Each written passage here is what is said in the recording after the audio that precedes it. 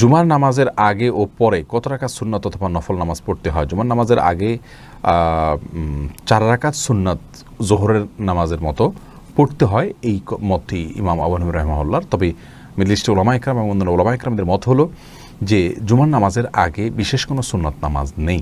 জুমার নামাজের আগে আপনি মসজিদে প্রবেশে যে 2 রাকাত নামাজ, এটা অন্য সময়ের মতো জুমার সময় পড়বেন, আর জুমার ফরজ নামাজ সরাসরি পড়বেন।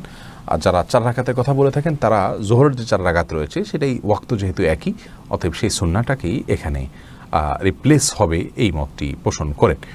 আর জুমার পরে মসজিদে যদি সালাত আদায় করেন তাহলে 4 রাকাত নামাজ পড়বেন। এর বাইরে আর অতিরিক্ত নামাজ পড়াটা সুন্নাহ নয়। তবে সুনানে জায়েদা রয়েছে কিছু এবং প্রাসঙ্গিক আরও কিছু নামাজ রয়েছে, কিন্তু মূল নামাজ হলো এটুকুই।